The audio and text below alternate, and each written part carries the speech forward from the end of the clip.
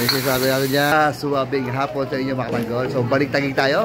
So syempre, pagdating sa kainan, hindi magpapatalo ang barangay Port Bonifacio dyan. So meron tayong pinuntahan, piyestahan. Syempre meron din kainan.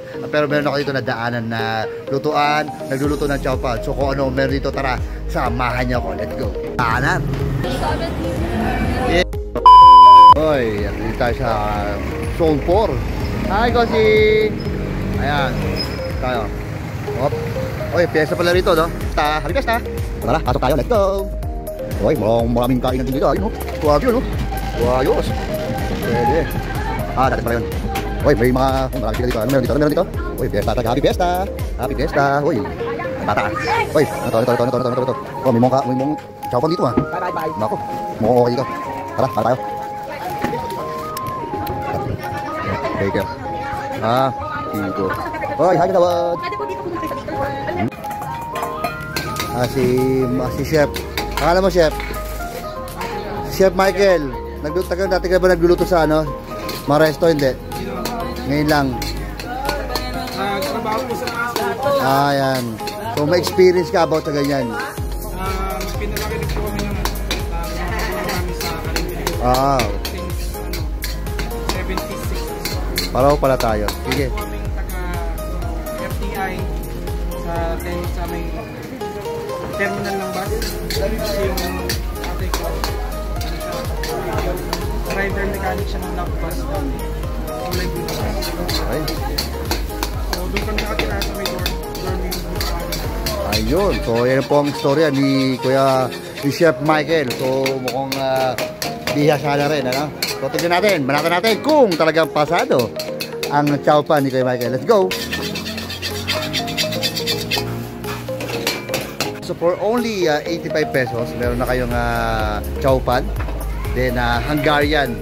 So, para sa akin, sulit na yun, panalo na yun. So, tara, mamaya, banatan natin, tikman na natin yan. Let's go!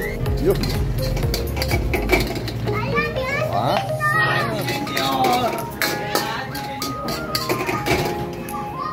Ayun, tinakan.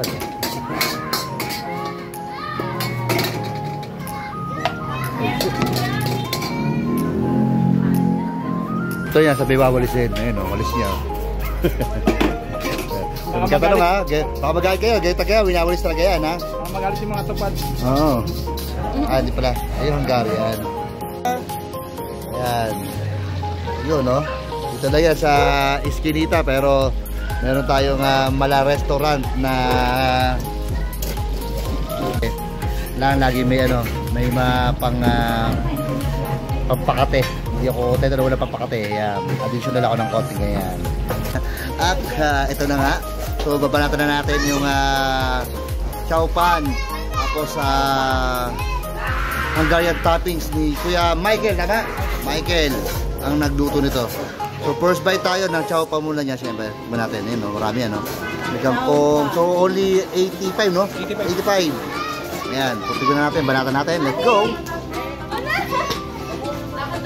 Napaka-chop, no? Chow pan. Pwede? Pwede.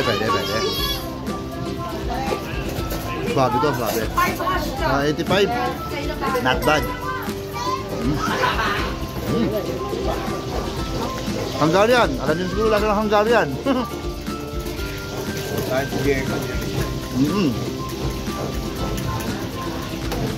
Pwede. Babe.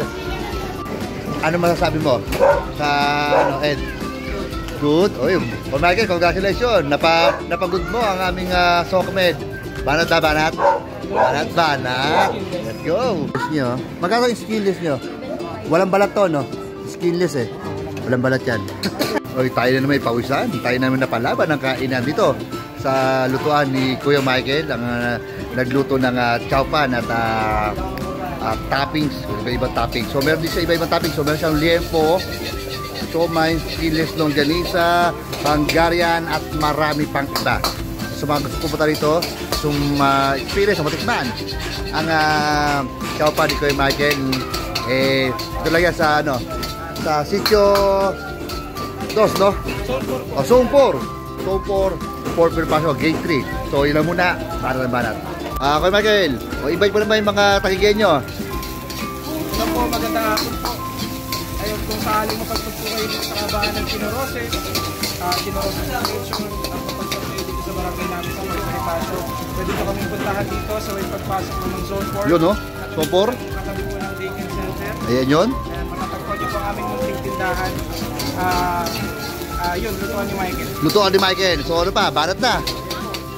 Tara, kain na. So lagi na daan, so lagi nating suportahan ang mga maliliit na negosyo upang lalo lumago at umasenso. Yun lang, banat.